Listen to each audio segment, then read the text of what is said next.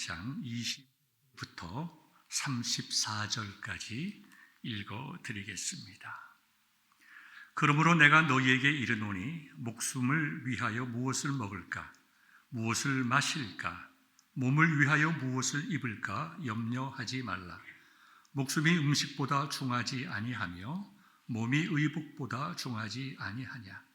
공중의 새를 보라. 심지도 않고 거두지도 않고 창고에 모아 들이지도 아니하되 너희 하늘 아버지께서 기르시나니 너희는 이것들보다 귀하지 아니하냐. 너희 중에 누가 염려함으로 그 키를 한 자라도 더할 수 있겠느냐. 또 너희가 어찌 의복을 위하여 염려하느냐. 들의 백합화가 어떻게 자라는가 생각하여 보라. 수고도 아니하고 길쌈도 아니하느니라. 그러나 내가 너희에게 말하노니 솔로몬의 모든 영광으로도 입은 것이 이 꽃 하나만 갖지 못하였느니라. 오늘 있다가 내일 아궁이에 던져지는 들풀도 하나님이 이렇게 입히시거든. 하물며 너희 일까 보냐. 믿음이 작은 자들아. 그러므로 염려하여 이르기를 무엇을 먹을까, 무엇을 마실까, 무엇을 입을까 하지 말라. 이는 다 이방인들이 구하는 것이라. 너희 하늘 아버지께서 이 모든 것이 너희에게 있어야 할 줄을 아시느니라. 그런즉 너희는 먼저 그의 나라와 그의 의를 구하라. 그리하면 이 모든 것을 너희에게 더하시리라. 우리 주님의 말씀입니다. 아멘. 사랑하는 성도 여러분, 우리가 살아가면서 평생 같이 살아야 하는 두 존재가 있는데 그 중에 하나는 불안이고 또 하나는 염려입니다. 세상에는 불안과 염려가 그치지를 않습니다. 많은 사람들이 웃고 있지만 마음속에는 수많은 염려와 걱정이 자리 잡고 있습니다. 돈에 대한 걱정, 건강에 대한 걱정, 우리 자신들의 노후에 관한 걱정, 병들면 어떻게 되나 하는 그러한 걱정, 또 죽음에 대한 두려움, 염려. 어른들만 그렇습니까? 어린아이들은 어린아이들대로, 또 우리들의 자녀들은 자녀들대로 다 걱정과 염려가 있습니다. 나이가 지긋하셔서 인생의 모든 풍파를 겪고 모든 것을 다 초월했을 것 같은 우리의 부모님들, 나이 드신 어르신들도 마찬가지입니다. 이 세상 누구도 염려에서 자유스러운 사람은 한 사람도 없습니다. 가끔 자녀들이 우리들에게 전화를 하죠. 어머니 건강하시죠? 어머니 잘 계시죠? 그래, 우리는 잘 있다. 걱정하지 마라. 염려하지 마라. 너희들만 잘 있으면 된다. 그 말을 하면서도 부모의 마음속에는 자식에 대한 염려가 있고 자신에 대한 염려가 깊이 서리게 됩니다. 나이가 더 들수록 염려는 더 많아집니다. 우리가 권투 경기를 보게 되면 초반에는 어퍼컷을 맞고 강한 펀치를 맞아도 쓰러지지 않고 견딥니다. 그러나 1회전, 2회전, 3회전, 7회전, 8회전 이렇게 링의 시간이 지나가면 지나갈수록 체력이 소모되고 충격이 누적되다가 종반전에 가면 가벼운 펀치 하나라도 사람이 주저앉고 KO가 됩니다. 건강이 부족하기 때문이죠. 나이가 들면 건강도 떨어지고 자신감도 떨어지고 어떤 어려움과 걱정, 근심을 견디는 힘이 떨어지게 됩니다. 그렇기 때문에 도리어 젊은 분들보다 나이 드신 분들이 더 깊은 염려와 불안 속에 있게 되는 것을 우리가 보게 됩니다. 특별히 연로하신 분들은 나이 들어서 겪을 수밖에 없는 인생의 질고에 대한 두려움이 있습니다. 병들, 몸이 불편한 것, 주위에 있는 분들이 한 분, 두 분 세상을 떠날 때 다음은 내 차례인가 하는 그런 염려와 불안과 걱정이 지배할 때가 참 많이 있습니다. 젊었을 때는 그러한 것들을 잘 견디지만 나이가 들면 그런 것들을 견디지 못하고 때로는 우울한 삶을 살아가는 경우들이 참 많이 있습니다. 특별히 지나온 삶을 뒤돌아보면 후회되는 건 많이 있고 자책되는 건 많이 있고 그런 것들이 우리의 마음속에 삶의 기쁨과 평화를 뺏어가기 때문에 그 자리에 불안과 걱정이 쉽게 자리 잡게 됩니다. 우리가 잘 아는 셰익스피어는 이런 말을 했습니다. 끝이 좋으면 다 좋다. 끝이 좋으면 다 좋다. 우리의 인생이 그런 것 같아요. 젊었을 때는 젊었기 때문에 실수도 많이 하고 또 많은 좌절과 걱정을 겪지만 젊었기 때문에 다 우리가 극복했습니다. 그러니까 나이가 들어서 어렵게 우리의 인생을 마치는 것이 아니라 내 인생의 끝이 좋으면 젊었을 때 그 모든 것들을 다 묻어지게 되어 있습니다. 그렇기 때문에 우리가 우리의 인생을 살아감에 있어서 나이가 드신 우리 부모님들 세대들 특별히 우리의 인생의 끝이 근심과 염려가 아니라 하나님 나라에 대한 소망과 기쁨과 평강을 누리게 된다고 하면 그 인생은 성공한 인생입니다. 그 인생은 복된 인생이고 끝이 좋으면 다 좋다라고 하신 한 셰익스피어 말과 같이 좋은 인생 살아가게 된 것입니다. 최정호라고 하는 정신과 의사가 쓴 글을 제가 읽었는데요. 이 염려가 깊어지면 불안에 빠지게 되죠. 이 불안이 깊어지게 되면 공황에 빠지게 됩니다. 우리가 공황장애라는 말 쓰죠. 영어로 하면 패닉이란 말을 쓰는데요. 짧은 시간에 너무나 큰 불안이 그 속에 밀려들 때 그것을 감당하지 신체가 정신이 우리의 몸이 감당하지 못하는 신체의 반응이 공황장애예요. 그죠? 남들이 볼 때는 별거 아닌 것 같지만 본인은 스트레스로 인해서 불안으로 인해서 마치 죽을 것과 같은 그러한 상황 속에 빠지게 되죠.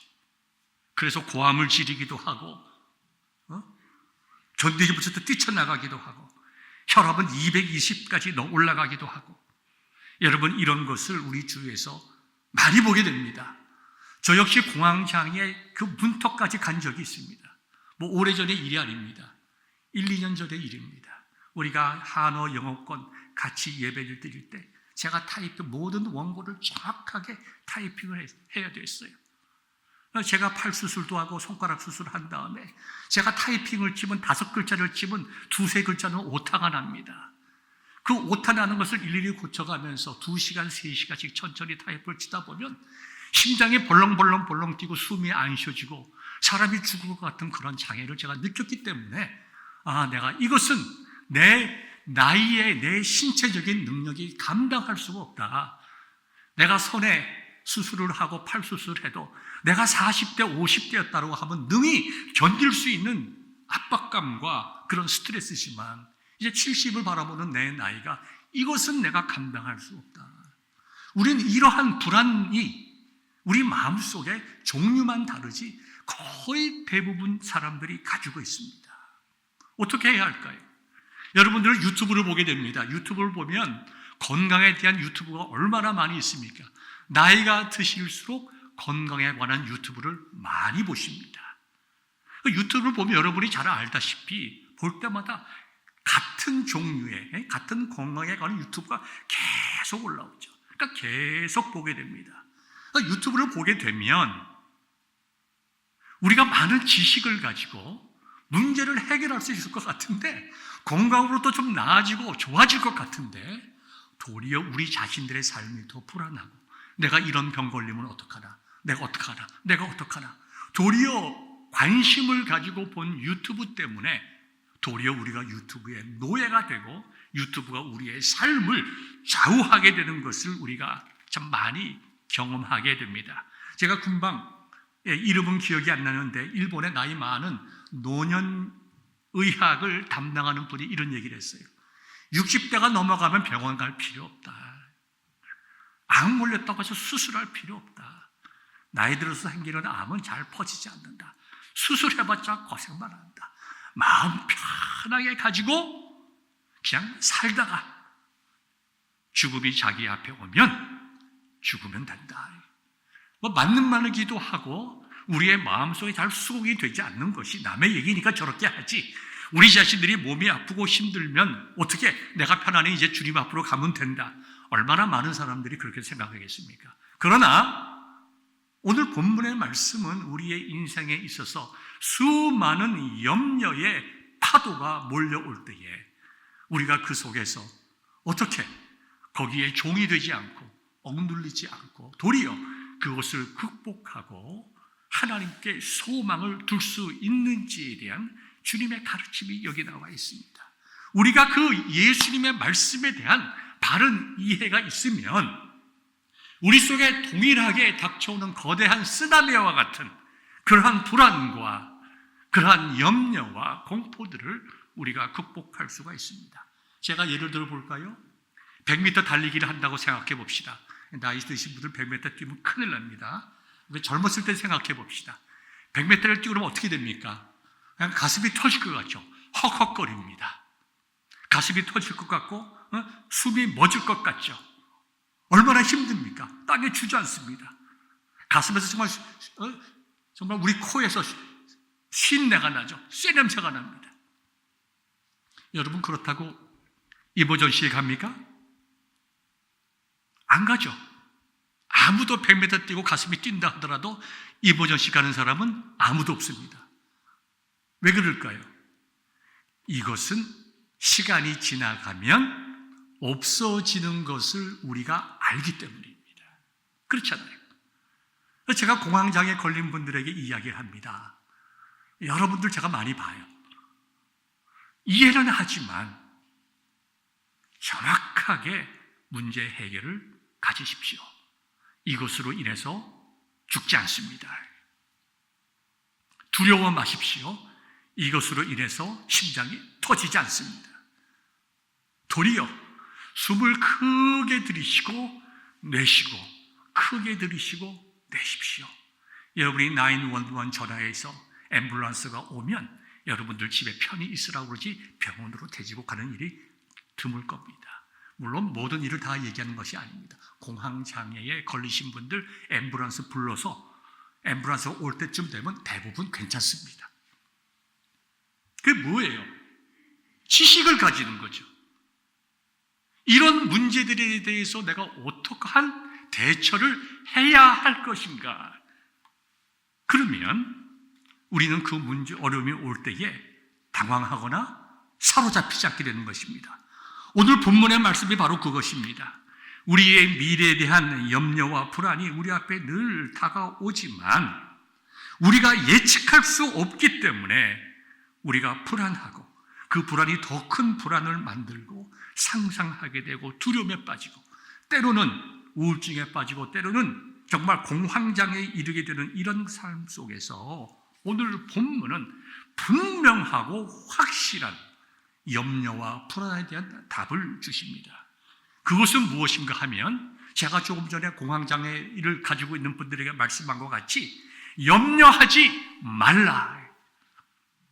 염려가 가득한 우리에게 어떤 처방을 주시는 것이 아니라 염려가 생길 때는 이렇게 해야 된다. 염려가 생길 때는 심호흡을 해야 되고 염려가 생길 때는 냉수 한 그릇을 마셔야 되고가 아니라 예수님은 분명하게 우리에게 말씀하십니다. 염려하지 말라. 왜 염려하지 말라고 했을까요?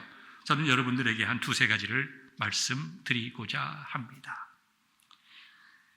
오늘의 본문은 산상수훈인 마태복음 5장, 6장, 7장 가운데 있는 6장에 나와 있습니다. 예수님께서 제자들을 부르셨어요. 하나님 나라의 백성들이라고 그들을 부르셨습니다.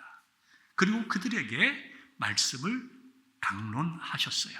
가르치셨습니다. 먼저 팔복을 말씀하셨어요. 심령이 가난한 자, 애통하는 자, 8가지의 복을 말씀하시면서 가장 중심된 사상을 우리에게 전해 주셨습니다. 하나님께서 우리를 긍휼히 여기신 것과 같이 우리가 참으로 긍휼을 입은 그리스도인이 되었다면 우리는 하나님의 의를 위하여 살아가는 자들이 되어야 된다. 그게 복된 자다. 그게 복을 받은 자의 삶이다. 그것이 팔복의 핵심이에요.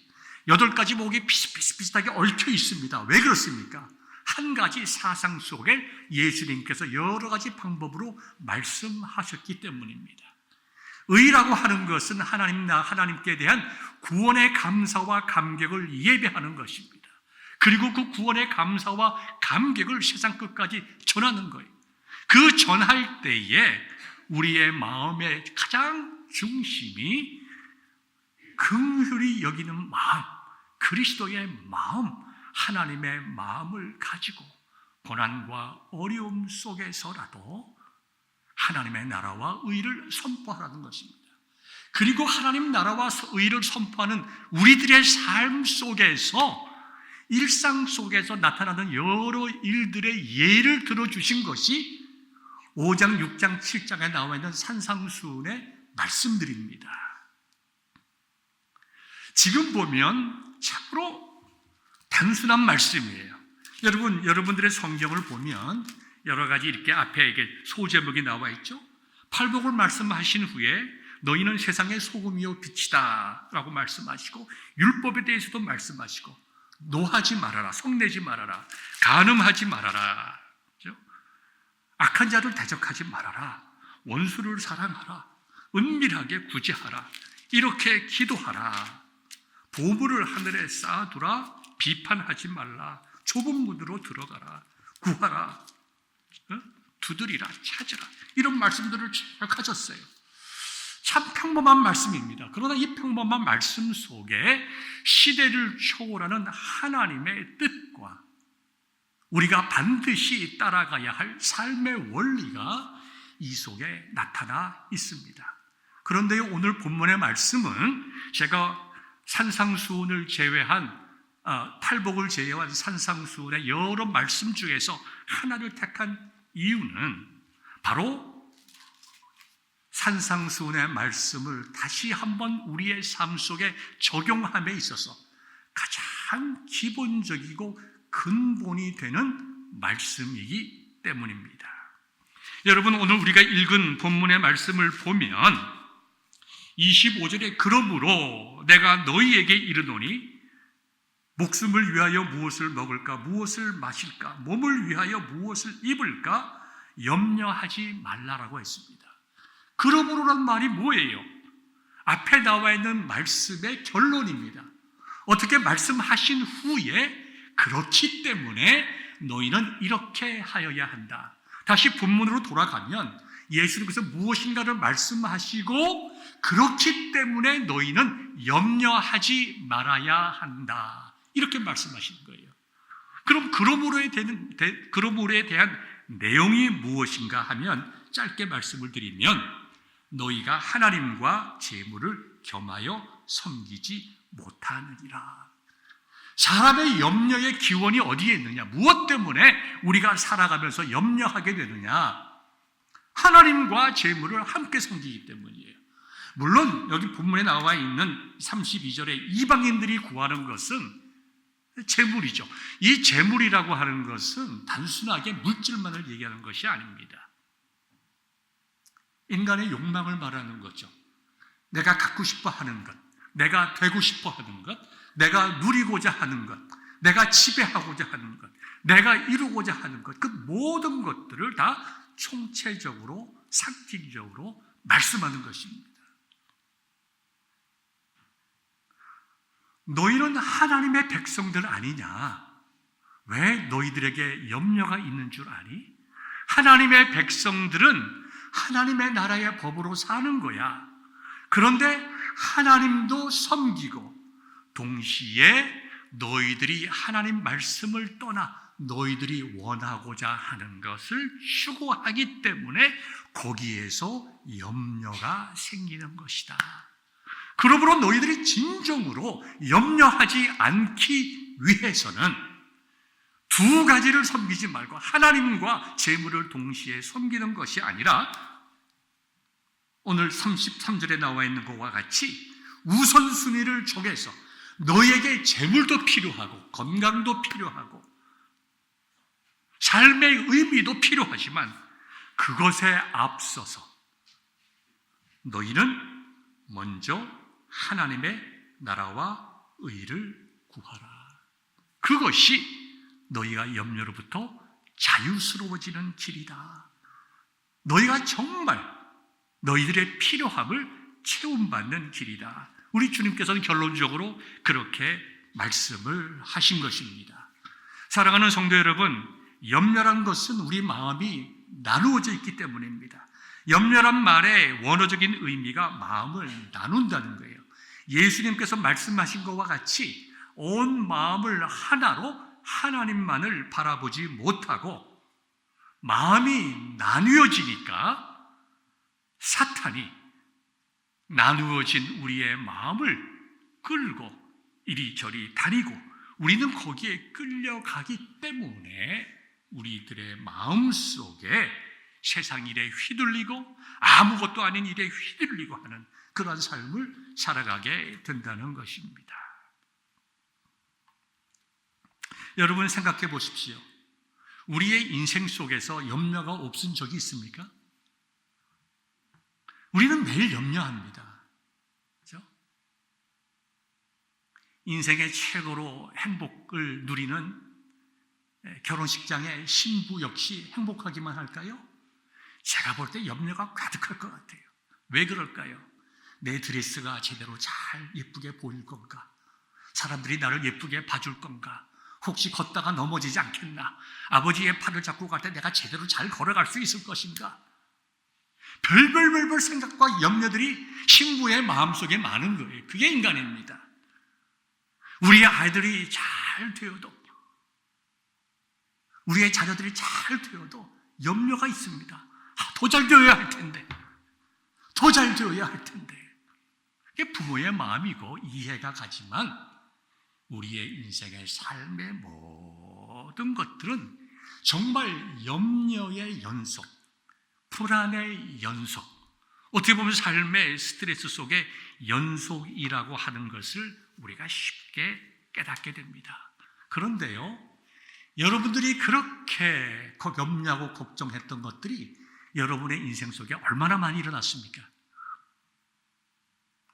신부가 결혼식 준비를 하면서 내 화장이 잘 나와야 할 텐데, 화장빨이 좋아야 할 텐데, 넘어지지 말아야 할 텐데, 드레스에 걸리지 말아야 할 텐데, 친구들이 많이 와야 할 텐데, 별별 생각하지만 실제로 그런 염려가 일어났을까요?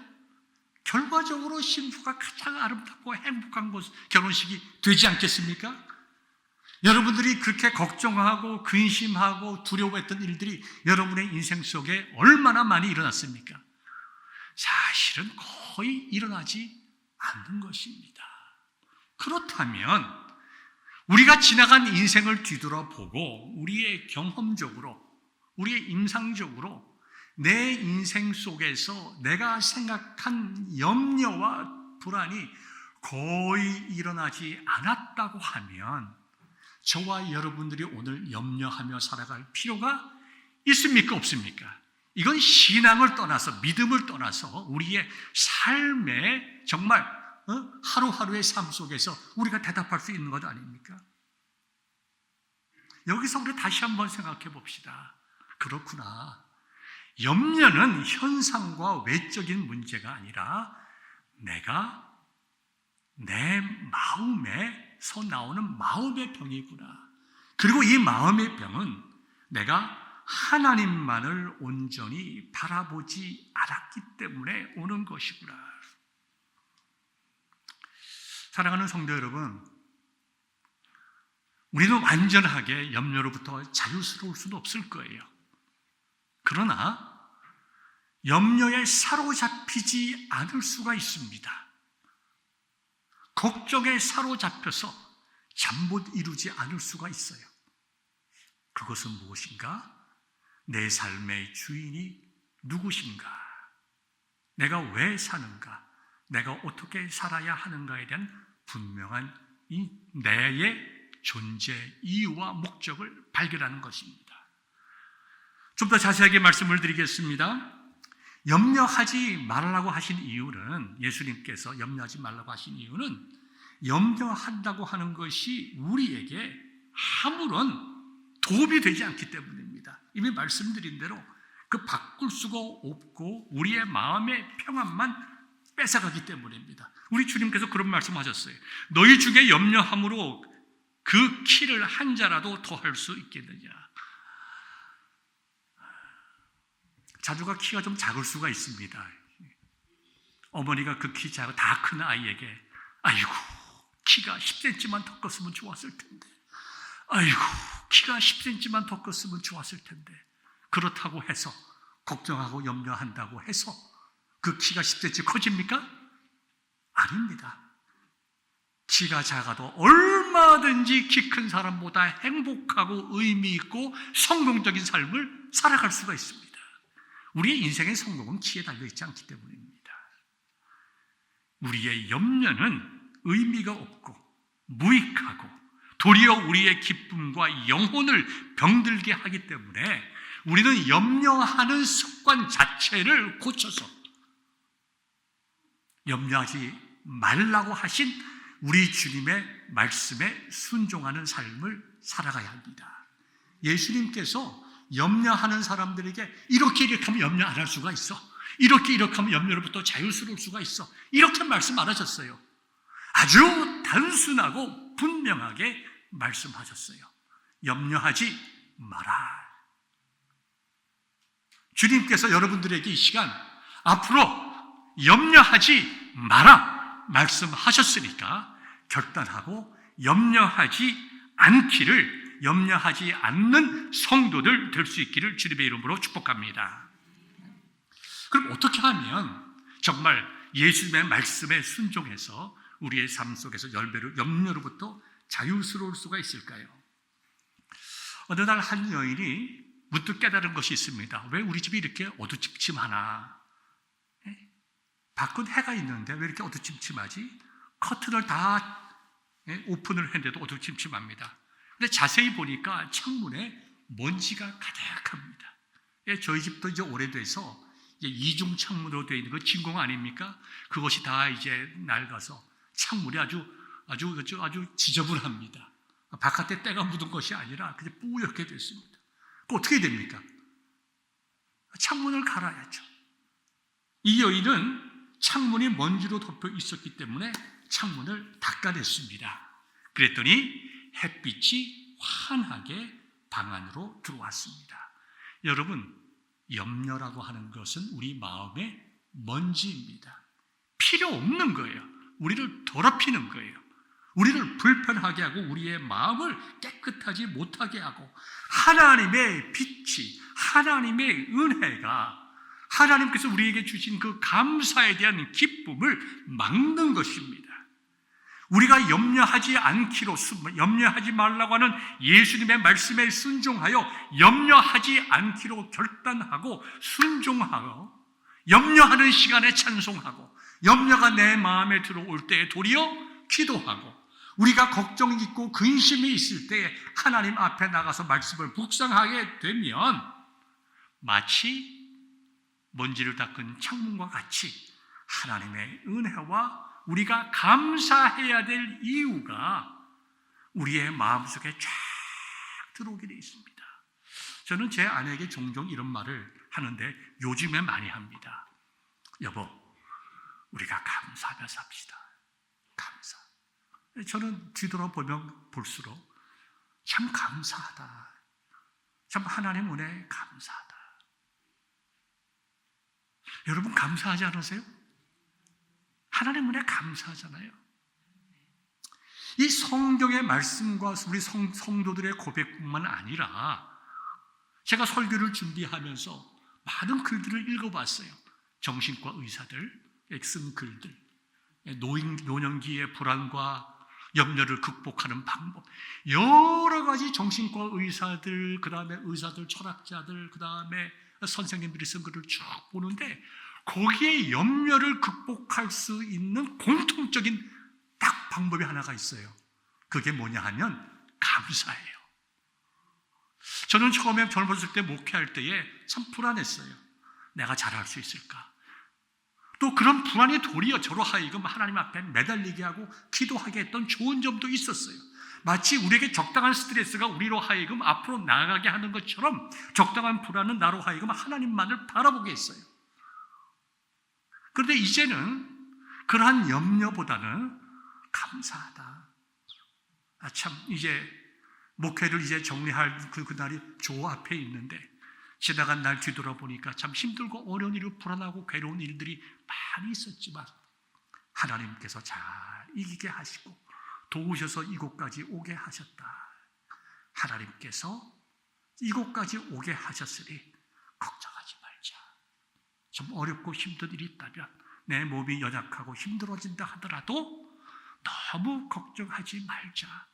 내가 하나님 앞에서 내가 할 수 있는 것, 젊었을 때만큼 잘할 수 없고 젊었을 때만큼 탁월할 수가 없고 젊었을 때만큼 명석할 수가 없고 젊었을 때만큼 세상 말로 하면 쌈박할 수 없다고 하더라도 어딘가 어눌하고 어딘가 이상하고 설교를 하더라도 한 말도 하고 하더라도 그래도 감사하고 살자.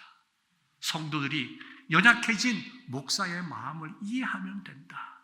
내가 성도들 앞에 진실하고 정직하게 목회하면 된다. 하나님, 지나간 날 도와주시고 이곳까지 오게 하신 은혜에 감사합니다. 불안이 사라져요. 그리고 감사해요. 감사하니까 내 마음속에 용기가 생겨요. 우리 주님께서 말씀하셨어요. 공중의 새를 보라. 들에 있는 들풀 백합화를 보라. 그들에게 먹이도 주지 않고 길쌈하지 않아도 정말 하나님께서 기르지 아니하냐. 아무리 솔로몬이 영화를 누렸다 하더라도 들에 핀 이 꽃만큼 같은 아름다운 인생을 살았겠느냐. 사실 솔로몬이 어떤 삶을 살았습니까? 참 자기가 그 영화를 누리고도 헛되고 5번씩이나 헛되다고 이 얘기를 했어요. 인생의 걱정과 염려 속에 그는 전도서와 잠언서를 쓴 것을 우리가 알 수 있지 않습니까? 그렇기 때문에 우리가 정말 염려와 걱정과 근심을 이기기 위해서는 우리의 삶의 우선순위가 바뀌면 돼요. 그러면 우리는 감사할 수 있어요. 여러분, 8가지의 복이 누구를 위한 것입니까? 여러분들을 위한 거예요. 여러분들은 이미 8가지의 복을 받은 자라는 겁니다. 8가지의 복을 누릴 수 있는 자격을 받은 자들이에요. 성경에 나와 있는 이방인들은 8가지 복을 누릴 수 있는 그런 자격 자체가 안 돼요. 우리는 그런 복을 누릴 수 있고 누리고 살아가야 되고 끝까지 주님 앞에 서는 그날까지 그 복을 누리고 살아가야 하는 것입니다. 예수님께서는 참 평범하게 말씀하셨어요. 그러나 그 시대의 상황 속으로 들어가 보십시오.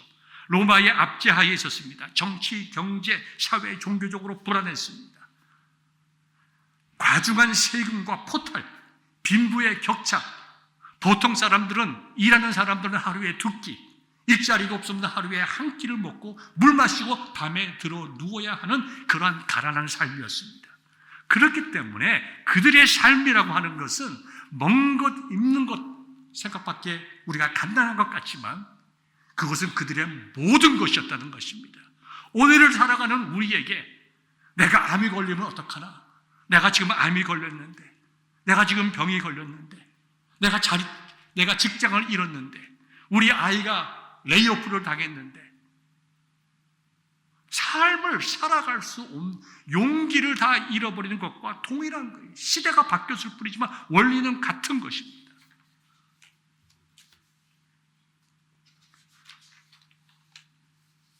우리가 삶의 우선순위를 바꾸고 내가 염려 자체를 없이 여기려고 하기보다 삶의 우선순위를 바꾸고 순종하기로 결단하고 나에게 베풀어 주신 하나님의 은혜에 감사하며 우리에게 주시는 미래의 소망을 위하여 걸어나갈 때 분명한 삶의 이유와 목적을 가지고 우리의 마지막 영광의 고린 하나님 나라를 바라보며 전진할 때에 우리는 염려가 우리의 마음속에 들어오지 않게 되는 것입니다. 스칠 수는 있으나, 한순간 스칠 수는 있으나 그것이 내 마음속의 불안으로, 공황장애로, 우울증으로 발전하지 않는다는 것입니다. 여러분들 성경의 말씀을 보면 많은 사람들이 불안해했어요. 걱정하고 염려했어요. 하나만 말씀드리겠습니다. 우리가 빌립보서 4장을 보면 바울의 이야기가 있어요. 에바브라디도라고 하는 제자가 있었습니다. 이 사람은 사도 바울을 섬기기 위해서 자기의 목숨을 다해서 섬겼습니다. 로마 감독에 있는 바울에게 위로하기 위해서 갔던 분이에요. 근데 이분이 병에 걸렸어요. 병에 걸렸는데요, 사도 바울이 뭐라고 했냐면요, 빌립보서 2장 27절에 보니까 에바브로디도가 병들어 죽게 되었을 때에 내가 정말 근심하고 근심했다 이거죠. 근심하고 사도 바울이에요. 얼마나 걱정했는지. 하나님께서 그를 긍휼히 여기시고 나를 긍휼히 여기셔서 내 근심 위에 근심을 면하게 하셨느니라. 이 본문에 나와 있는 말씀을 맺겠습니다. 본문에 나와 있는 무엇을 먹을까, 무엇을 입을까, 무엇을 마실까, 사실 그거는 이 자리에 나와 있는 우리들에게 근심이 아닙니다. 우리 교회 가운데 무엇을 먹을까 걱정하는 분 없습니다. 좋은 옷은 아니더라도 우리가 입고 나갈 옷이 없는 사람도 아무도 없습니다. 그러나 그 시대에는 그것이 그들의 삶의 가장 무거운 짐이었듯이 오늘을 살아가는 우리들에게는 가장 무거운 짐이 뭘까요? 저는 나이가 들어갈수록 건강의 문제라고 생각합니다. 자녀에 대한 걱정이라고 생각합니다. 노후의 문제와 병에 대한 고통의 문제라고 생각합니다. 그리고 바로 죽음의 문제라고 생각합니다. 염려가 우리 몸에 스칩니다. 우리 집에 가면요, 우리 집 뒷뜰이 참, 우리 집 뒷마당이 참 뱀이 나올 것만큼 아주 거칩니다. 제가 잔디를 깎을 이제 그게 못 돼서 그냥 방치했습니다. 앞에야 안 깎을 수 없죠. 안 깎으면 사람들이 신고를 하니까. 이 뒷마당에 보면 형편없습니다. 이 잔디도 다 죽었다, 땅이 그냥 쩍쩍쩍쩍 다 갈라져 있습니다. 그런데요, 가끔 제가 쓰레기 버리러 나갔다가 이 뒷마당에 앉아서 잠깐 이렇게 의자가 2개가 있는데, 편한 의자가 2개 있는데, 거기에 앉아서 가만히 이렇게 있을 때가 있습니다. 마당을 바라보면서. 근데 얼마 전에 제가 꽃을 봤어요. 한 이만큼 자란 풀이에요. 근데 그 풀에 꽃이 폈는데요, 가운데는 한 대여섯 개의 노란 꽃이 있어요. 아주 작은 꽃. 우리가 이 길가에서 보면 아주 작은 꽃, 요만한 정말 콩알보다 작은 꽃이 이렇게 5개가 이렇게 노랗게 피어 있어요. 그리고 같은 꽃인데 그 옆에 쭉 돌아가면 똑같은 사이즈의 작은 꽃들, 빨간 꽃이 피어 있어요. 세상에 이런 꽃이 다 있나? 빨가면 빨갛고 노라면 노랗지, 한 꽃에서 빨갛고 노란 것이 어떻게 이렇게 펼 수가 있나? 정말 예쁘다. 여보 이리 좀 나와봐. 이것 좀 봅시다. 이거 그냥 자르지 말고 겨울 되면 죽지 않게 화분에다가 담았다가 내년에 다시 심읍시다. 교회에다 좀 갖다 놨으면 좋겠다. 이제 그런 거 처음 봐요. 잡초 가운데 그런 풀이 나요. 여러분, 우리의 인생 가운데 암에 걸리거나 또 장애가 있거나 정말 자녀들이 어려움 속에 빠지거나 우리를 정말 짓누르는 염려와 걱정이 있을 수가 있습니다. 있을 수가 있어요. 먹고 사는 문제가 아니라 피할 수 없는 그러한 염려와 걱정과 불안이 우리들의 삶 속에 있습니다. 저도 있고 여러분들도 있을 수가 있습니다. 그런데요, 제가 깨달은 게 그거예요. 이 황량한 이 잡초밭 가운데 하나님께서 이와 같이 예쁜 꽃을 나게 하시는구나. 잡초를 볼 때마다 나도 기가 막혀서, 야, 이거 어떻게 하나 그런 생각뿐이었는데 이 황량한 마음 가운데 하나님께서 나를 이렇게 위로하시는구나. 제가 그것을 깨달았습니다. 그러니까 감사해요. 감사해요. 그리고 그런 감사하게 하신 하나님의 은혜가 고마워요. 내가 살아갈 날이 얼마가 될지 하나님만 아시지만 내가 주님 앞에 서는 그날까지 내가 감사하고 찬송하고 나에게 맡기신 그 일을 위해서 내가 정말 끝까지 잘 나의 달려갈 길을 달려가야 되겠다. 그러니까 걱정과 근심 대신에 내가 무엇을 해야 될 것인가? 내가 어떻게 해야 될 것인가? 내가 정말 무엇을 감당하고 살아야 될 것인가? 오늘과 과거에 얽매이지 않고 미래가 보이니까 새로운 삶의 이유와 정말 힘을 얻게 되었다는 것을 여러분 앞에 간증하고 싶습니다. 우리가 초대교회 문헌을 보면 초대교회 성도들이 별명처럼 그들의 이름 앞에 붙이고 다니는 한 단어가 있었는데 티테디우스란 말은 염려에서 해방된 사람이란 뜻입니다. 초대교회 성도들은 어떤 사람들이었을까요? 가난한 사람입니다. 많이 배운 사람들이 아닙니다. 세상적으로 인간적으로 걱정 근심이 많을 뿐 기쁨과 즐거움을 누리는 사람들이 아니었습니다. 그러나 그들이 가난하고 삶의 의미가 없이 걱정과 근심밖에 없었지만 그들이 예수님을 믿고 복음을 듣고 나서 그들의 삶이 바뀌고 삶의 이유와 목적이 생겼다는 것입니다. 우리는 이제는 자유한 자들이다. 종이 아니라 세상 사람들과는 달리 걱정과 근심에서 벗어나 소망 가운데 살아가는 사람이고 복음을 위하여 살아가는 사람들이다. 우리는 염려에서 해방된 사람들이다. 티테디오스 존, 티테디오스 피터, 티테디오스 마크. 그렇게 그들 자신의 이름 앞에 티테디오스란 말을 붙였습니다. 염려에서 해방된 자. 여러분들 다 여러분들의 이름 앞에 그와 같은 이름이 붙기를 원합니다. 티테디우스 정영비, 티테디우스 오길순, 티테디우스 최복희, 티테디우스 박덕은. 이게 주님께서 원하시는 모습 아닐까요? 이게 우리가 살아가야 될 모습 아닙니까? 예수님께서 염려하지 말라 말씀하셨어요. 이건 명령입니다. 명령하셨어요. 우리가 염려하지 말고 우리에게 주어진 일에 감사하고 하나님 나라에 대한 소망을 가지고 내가 살아가는 그 순간순간 감사하며 믿음의 삶을 살아나가는 참으로 복되고 감사한 삶을 살아가는 저와 여러분들 되시기를 우리 주님의 이름으로